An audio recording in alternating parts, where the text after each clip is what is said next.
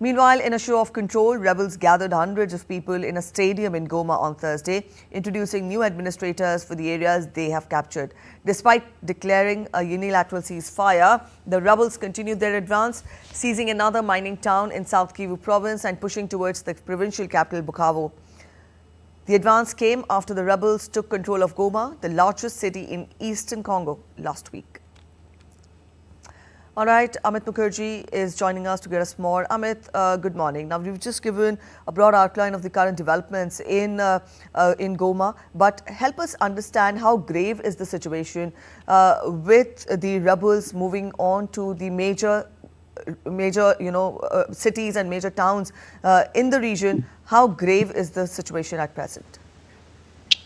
Well, Preeti, the situation is certainly grave, and it has drawn the international attention. And while everybody is talking about de-escalation, mediation to end the conflict, it's not very clear as to what is the intention of the M23 group, which is right now the rebel group, which is now in control of the situation, and they are going full steam ahead with the assaults in various regions in the eastern part of Congo.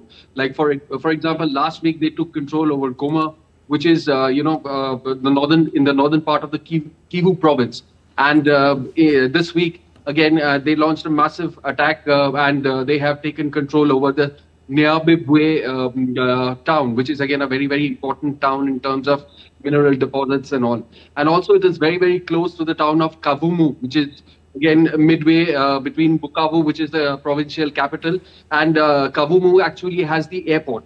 So it's not very, very clear as to what the intentions of M23 group was. In fact, the rebels who gathered at Goma, their leader, Corneille Nanga, he also, kind of addressed a public rally where he kind of openly said that it's time to liberate the entire Congo. And also he is of the opinion that he is going to drive President Felix Tshisekedi out of Congo.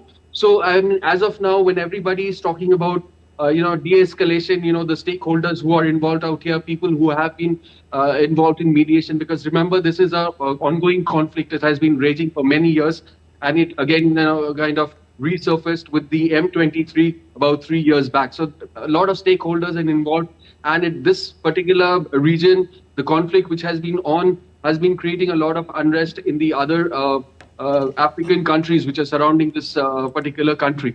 So, in fact, a lot of allegations are being, slapped against Rwanda for supporting the M23. But again, Rwanda also made a statement yesterday that they are in talks with the European Council to kind of de-escalate the situation and find a way ahead. But as of now, there is no clear-cut way ahead. And although a lot of people are talking about de-escalating and mediation, things are not things don't seem to be working out. And M23 is on with its onslaught in the eastern part of Congo right now.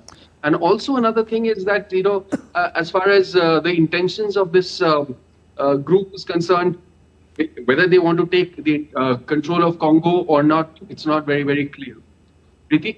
All right, the intentions are not yet clear at one point. Also, international mediation efforts are being deployed. But at the same time, Amit, I would want you to explain to our viewers the significance of this region, because we tell our viewers that these rebel forces are, the M23 rebel forces are now gradually progressing, moving towards Bukavu.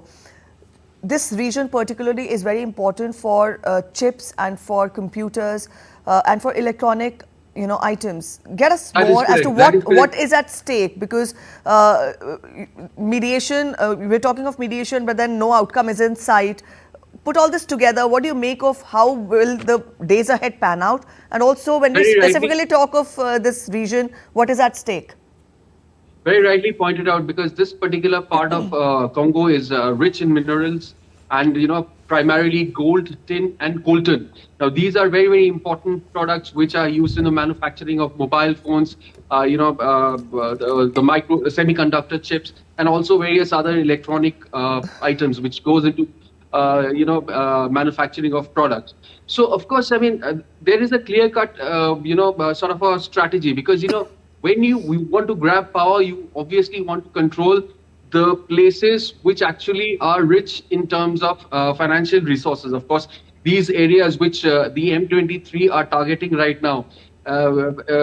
These are places which are minerally, they are very, very rich, and they actually run the economy of this Congo region. And so it's very, very clear that, I mean, if there is no clear-cut intention, initially, M23 group, which is primarily consisting of the Tutsi tribe, the Tutsi ethnic group, they were saying that this escalation has again started because the Tutsis are not getting their legitimate rights. Their interests are not being taken care of by the administration of Congo. But certainly it is beyond that. When you are targeting financial zones, the areas which are rich in minerals, which are actually controlling the economy of the country, it means that there is somewhere, a sort of a power struggle is involved.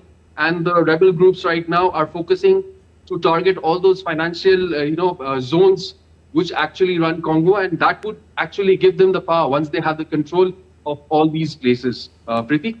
All right, Amit. Thank you for joining in with those details.